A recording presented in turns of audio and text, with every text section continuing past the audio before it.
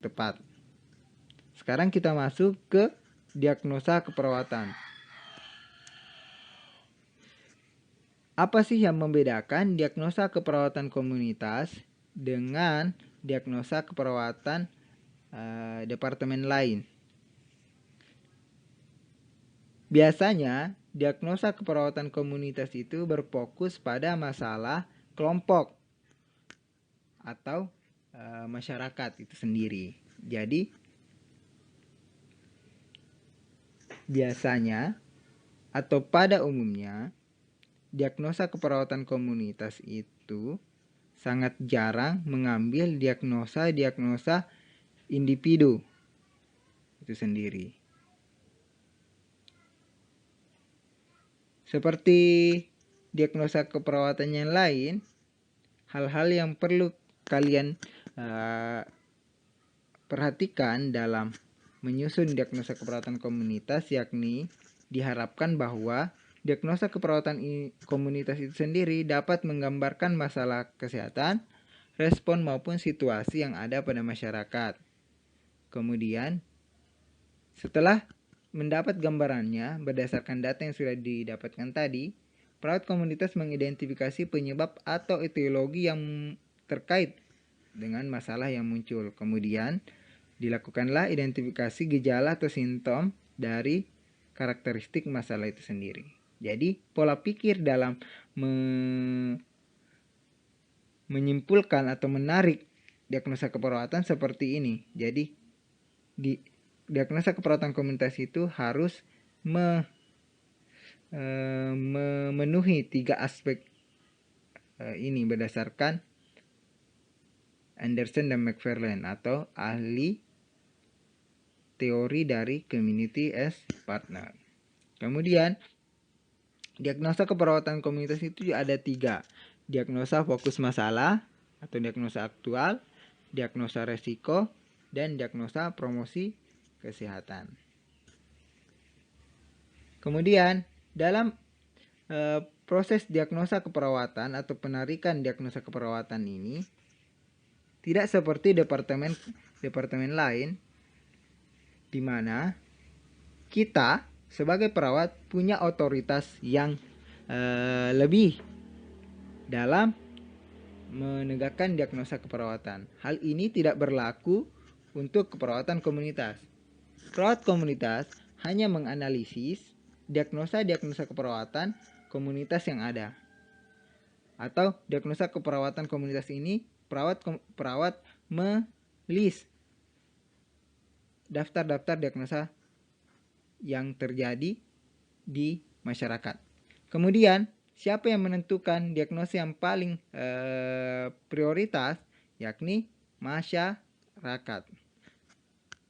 Bagaimana cara masyarakat dapat mengetahui atau menarik masalah keperawatannya itu sendiri, yakni dilakukan dalam bentuk musyawarah.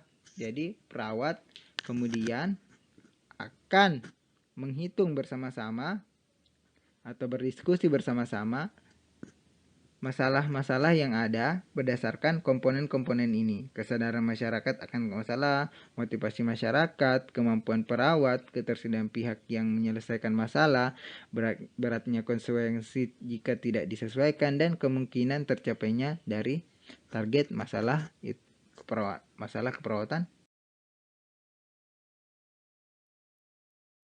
komunitas. Baik, selanjutnya di sini ada yang namanya perencanaan askep komunitas. Sama seperti yang lain, bahwa perencanaan askep komunitas itu memakai Nandaniknog. Namun, hal yang membedakan dengan dari departemen lain, perencanaan askep komunitas mulai dari NOC-nya atau outcome-nya maupun intervensinya menggunakan 3 level pencegahan serta memperhatikan kriteria tingkat intervensi. Mungkin adik-adik sudah mengetahui bahwa di bagian belakang dari buku NIC itu sudah ada klasifikasi intervensi apa yang dapat dilakukan generalis atau nurse maupun perawat post basic atau perawat spesialis atau perawat yang telah memiliki sertifikasi. Sumber diagnosa maupun intervensi komunitas itu ada yang namanya, saya akan mengenalkan, namanya ICNP, International Classification for Nursing Practice. Apa yang paling penting dalam menyusun perencanaan ASKEP komunitas? Yang pertama, kalian harus menetapkan prioritas, sasaran dan goal, menetapkan tujuan, dan rencana intervensi yang tepat.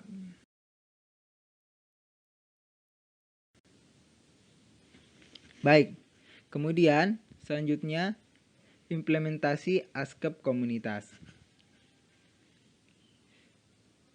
Dalam asuhan keperawatan komunitas, ada strategi implementasi yang penting diketahui oleh mahasiswa maupun perawat yang melakukan praktek asuhan keperawatan komunitas. Jadi ini harus dihafal, harus dipahami dengan baik. Yang pertama, strategi implementasi dengan pendekatan promosi kesehatan. Apa maksud dari pendekatan strategi dengan pendekatan promosi kesehatan? Ini contohnya seperti kita melakukan penyuluhan, pendidikan kesehatan. Kemudian strategi selanjutnya yakni proses kelompok. Apa maksud dari proses kelompok ini? Di sini perawat merancang intervensi kepada masyarakat dengan membentuk kelompok-kelompok. Contohnya seperti perawat membentuk kelompok hipertensi. Jadi dalam hal ini, di dalam kelompok itu semua penderita hipertensi, kelompok diabetes, kelompok lansia, dan sebagainya. Kemudian strategi selanjutnya yakni pemberdayaan masyarakat. Apa maksudnya dari pemberdayaan masyarakat? Di sini perawat dalam melaksanakan atau mengimplementasikan ASKEP komunitas, tidak hanya perawat itu sendiri, namun perawat memberdayakan atau melibatkan secara aktif masyarakat dalam pelaksanaan asuhan keperawatan komunitas, sehingga intervensi atau yang diimplementasikan akan lebih efektif jika melibatkan masyarakat. Contoh teknisnya seperti ini. Misalkan kita sebagai perawat komunitas atau mahasiswa yang sedang praktek di komunitas tentu akan menghadapi masalah yang sangat klasik seperti pendanaan. Namun dengan adanya strategi pemberdayaan masyarakat yang dilakukan akan mengurangi masalah atau mengatasi masalah tersebut. Karena misalkan masyarakat akhirnya bersama-sama memiliki inisiatif untuk urunan atau mengumpulkan dana secara kolektif untuk melaksanakan intervensi atau implementasi yang telah kita rencanakan. Mungkin di sini seperti prinsip dari masyarakat, untuk masyarakat, dan oleh masyarakat. Mungkin gambarannya seperti itu. Nah, strategi selanjutnya yakni kemitraan. Apa maksud dari kemitraan ini? Yakni kegiatan-kegiatan yang berkaitan dengan lobby-lobby kita. Apakah lobby dengan lurah, lobby dengan puskesmas, maupun